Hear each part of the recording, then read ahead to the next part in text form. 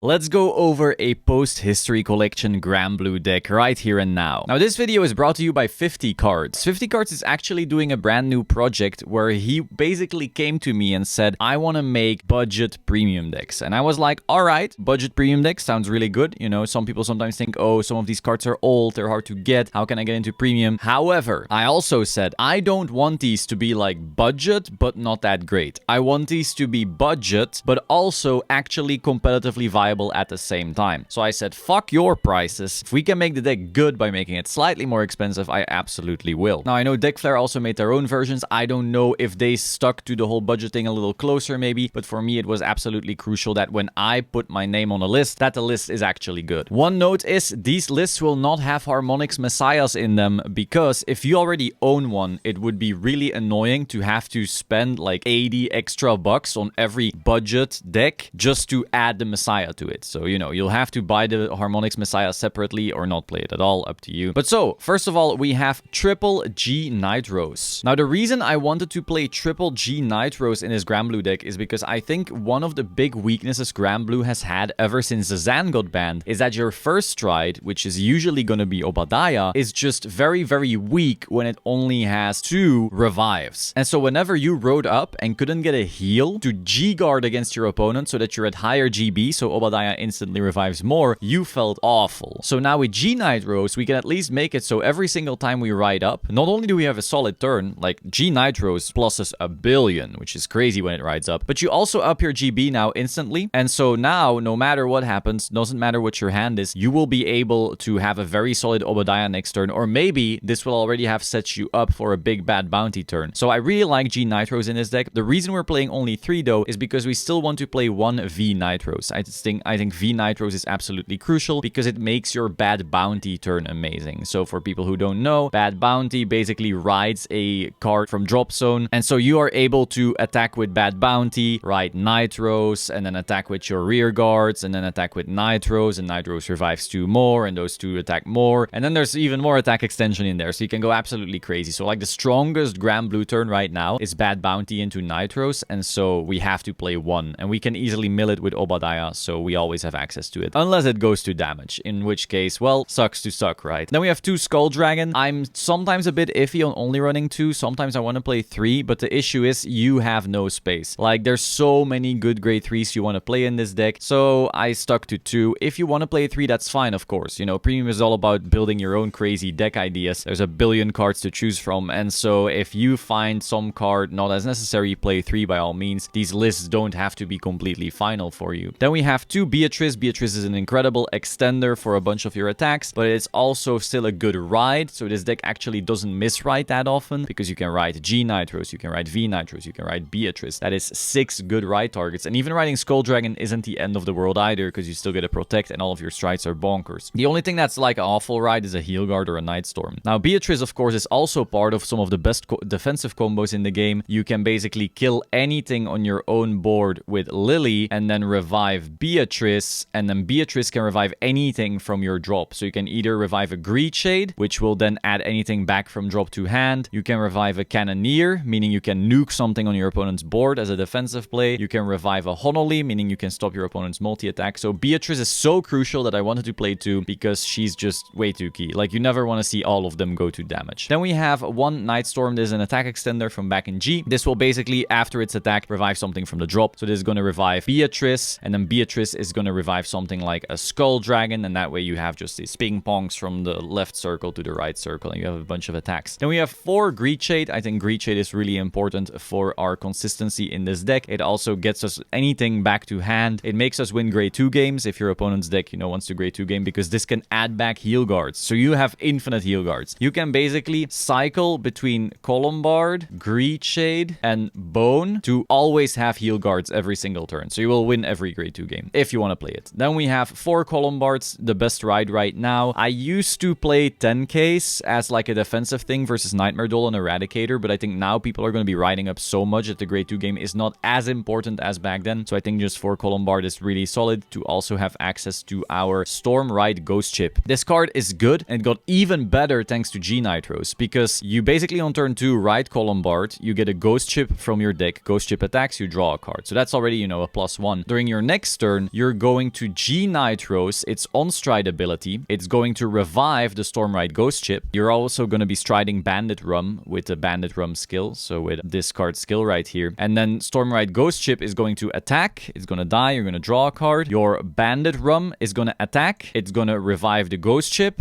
It's going to attack, and you're going to draw another card. So you resolved 2 Ghost Chips in one turn, and you also got 2 Protect. So you basically added 4 cards to your hand on that turn alone, not even adding the fact that you're also triple driving. So this turn, again, the G-Nitros turn in Premium is just such an insane plus that makes this deck way better, in my opinion. Then we have a Skeleton Cannoneer, like I explained earlier, with the Beatrice, pew pew pew, nuke your opponent's field in their own turn, very crucial. And we have 2 Bone. Bone right here revives anything basically from the drop, as long as you have 10 cards, and otherwise it's only a grade 1, but you really only start using this once you're at 10 drop. So this way you can actually revive stuff like Skull Dragon and like Nightstorm when you're striding something that doesn't revive. For example, Bad Bounty doesn't revive anything, so then you're going to be using your Bone for that. So this is also very important when you are setting up with Obadiah. You will mill 5. Usually it's going to be a combination of Nightstorm, of Beatrice, of V-Nitros, Skeleton Cannoneer, Bone, Honolly, Urula, and also Grenache. So it's a lot of cards, but basically depending on what situation you're in, what you already milled, what your opponent is playing, it's going to be a combination of those cards. And Bone, definitely very important, because you know next turn we're going for that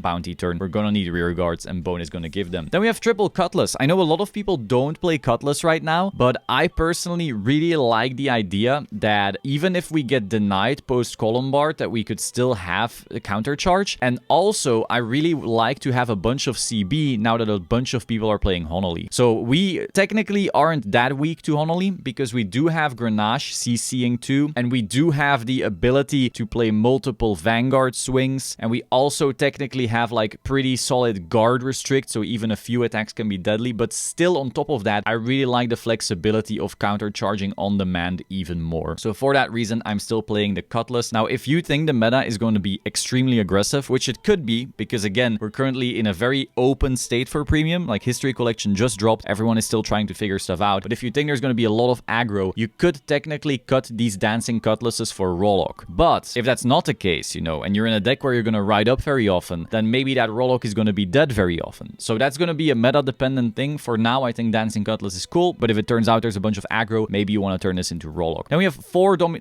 the Ghosty Brothers. Now, you might think 4 is a lot. Personally, I really like the fact that this deck can search Heal Guards, Beatrice, Nightstorm, Skull Dragon, V-Nitros, and G-Nitros. Like, our toolbox is really in our grade 3s if you think about it. And so being able to search those, and then if they're good in the drop, you just search and mill instantly, I really like. And again, since we're not really running Rollock right now, by playing 4 of this, you're almost always going to have Heal Guard, so the aggro is going to be fine anyway. Also, we're only playing triple G-Nitros, so playing 4 of this kind of increases of our odds of riding that as well. I think that G-Tommy is fine if you're really desperate for this card, but I really don't like how it doesn't work as stride fodder for Bandit Rum, because this is not an actual stride cost. I also don't like how it's only 5k shield. So I want to minimize 5k shields as much as I can. We already have a lot of grade 3s in this deck. And also, it doesn't do anything on Vanguard Circle, and it's only a 7k. And if you are not pushing every single turn with this deck, like you're basically giving them a free damage if you think about it, because you're swinging 7 into 8, that really hurts. Now, if you want to damage an eye on purpose, fine. But I think Granblue kind of is like a semi-tempo deck to where it needs to deal damage early because you cannot 0 to 6. Like, there's no turn in this deck that's 0 to 6s or anywhere near it. You know, like Skull Dragon. If Skull Dragon is just swinging for 1 damage and they're low, okay, whatever. It doesn't matter that this has 90,000 power if, you know, they're still at low damage. So I think any time we're swinging under, we're feeling kind of bad. Also, this is a really good booster. Like, on Obadiah turns, being able to have a 13k booster behind your Nightstorm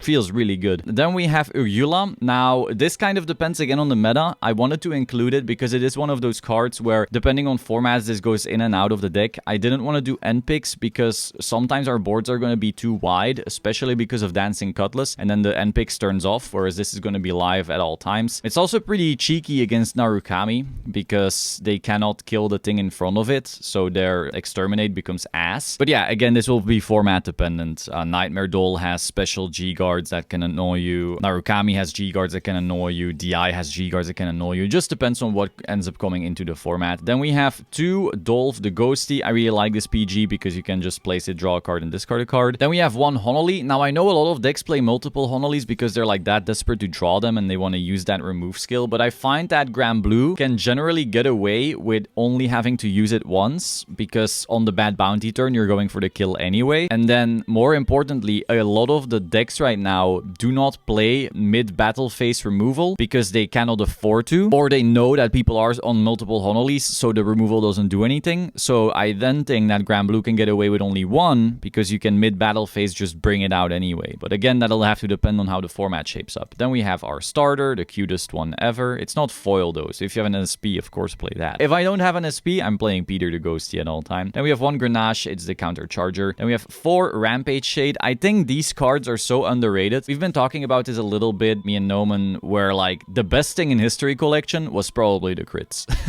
Just the fact that this is a offensive crit but a defensive draw is wild, and no one seems to respect it. Like, no one realizes that there's defensive creep but quality of life, and like these cards are crazy. So 4 off in every single deck forever and ever and ever. Then we have 2 Gust Jin. This is just a PG. You do want to kind of watch out with the fact that this is 2 draws and then 4 more draws, so you don't want to mill quite as aggressively as you used to. If you go too crazy with milling, you will notice that you get closer to deck out than back in the day. Then we have 4 Heal Guardians. We have 2 Chad the Ghosty for striding. You might think like, oh, but you play so many grade 3s, you don't really need this. But the important thing to realize is that a lot of these grade 3s actually get milled out on purpose with Obadiah, and so you don't actually have as much stride fodder as you might be thinking. Like, your Obadiah is very often going to mill V Nitros, Nightstorm, Beatrice, and Skull Dragons. So like, are you striding with only G Nitroses? Good luck with that. So Chad is actually a bit more important than you may think. Then we have Make the Ghosty and Family. This is for defensive plays. You can basically do the thing I was talking about earlier, where you do Lily plays into Beatrice, and then Beatrice can choose Cannoneer, but it can also choose Mick, and then with Mick you can make your Nitros gigantic. And very interesting part as well is that G Nitros has this GB2 skill, where when a rearguard is retired, you mill 3, and then you can call the retired card back to rearguard. So this way you can actually do multiple interruption plays on your opponent by combining like Beatrice and Cannoneer and Mick and Honolly. So you can go absolutely crazy, more so than before. Then we have this over trigger. If you have Blessed Favor and you want to run that, that's fine. I'm back and forth on it. I personally think if I had the choice right now, I would play Blessed Favor purely for the heal, because sometimes important stuff goes into your damage and you want to get it into your drop. But on the other hand, you do feel when you play Granblue that its weakest part is the fact that the non-Skull Dragon column, which is your Nightstorm column, is pathetically weak. So in an ideal situation, what you actually want to have is you want to have like a Tommy the Ghosty brother on the left, a Tommy the Ghosty brother on the right, a Nightstorm on the right, and a Skull Dragon on the left. And then when you flip Olbaria, I would put the 100 million on the Nightstorm and on the Tommy in the other column, because that will mean that your Skull Dragon is big by itself. Your Nightstorm is 100 million. It will call out a Beatrice. The Beatrice will call out a Skull Dragon, and the Beatrice will be boosted by the Tommy that also has 100 million, and then the next Skull Dragon will be huge again. So basically, if you can set up those types of boards, your 100 million over trigger kind of fills the gaps wherever Skull Dragon isn't. So you will always have 70,000 or 100 million. Good luck guarding. So that's something I like about this one, but I really also like the heal about Blessed Favor. So, you know, up to you. Then we have 2 of the Wild Seas Banshee, because we still like to revive that stuff, especially if you are on Beatrice for whatever reason. It might have just been your ride. Then no longer having access to a crit to shove into soul is really annoying, because sometimes you might Obadiah, revive a crit, attack, and then put that into soul, and that way draw cards. You know, it turns Obadiah into free draws. If you're stuck on Beatrice, these Rampage Shades no longer do that, because it only works with Nitro's name. So being able to still have access to some of these types of Banshees is pretty good. So that's the reason for the main deck. Then for the G deck, we first of all have 2 Bandit Rum. This is just for the Nitro's play, but afterwards this card is not that great, I feel. I mean, if you're super afraid of getting damage denied, sure, but we have Dancing Cutlass, right? So in this list, because we play Dancing Cutlass, we don't really have to worry about one more copy of this. If you don't play any Dancing Cutlass, then maybe you might play a third of this, up to you. Then we have 1 mode, this just gets big. We have 2 big Obadiah. This is only ever gonna come up in grind games, like against OTT maybe, or maybe Regalia even. If you notice that they added a lot of the Regalia PG back to their hand, then you might know, oh, they're gonna live a bad bounty. So then you need to do an Obadiah, where you set up your hand with even more perfect guards and so forth, so you know Regalia isn't killing you, and then you might want to go Barto or bad bounty the turn afterwards. But in general, 1 Obadiah is gonna be enough. Usually your pattern is gonna be Obadiah, and then instantly into Barto or bad bounty. Assuming, I mean, it's gonna be Bandit Rum Obadiah, and then that, of course. Now we have 1 of this. This is only if we get damage denied. I think this is still better than this when being damage denied, because this at least also sets up your drop. This is like a slightly worse version. I mean, slightly, a much worse version than the big Obadiah. But so tiny Obadiah, you just mill Beatrice and then 2 holo units. So it can be Cannoneer, Nightstorm, Grenache, one of those 3, or Mick even, and then you can revive Beatrice and it revives something else. So that's why it's pretty cool when damage denied. Then 1 Barto. This is like the big guard restrict, multi-attack kind of dude. Also really good together with Bone, so you want to have Bone set up at all times. No matter what happens, your Obadiah needs to set up at least 1 Bone. And we have 2 Bad Bounty. The only reason we play 2, because usually you're killing on 1, is because decks like Ling Joker and Gridora force you into only using this as your stride, basically. All your other strides are kind of dead against those matchups. Then we have 2 Nora to revive anything, but usually PGs. Then we have 1 of this girl, basically reduces crits, so even if it's 100 million, this card just says I don't care. Then we have Lily for our Lily plays that I brought up earlier. So that is the deck right now. Again, Granblue has a billion options, so it's perfectly possible that you build a Granblue deck with like 6, 7, 8 different cards. That is still fine.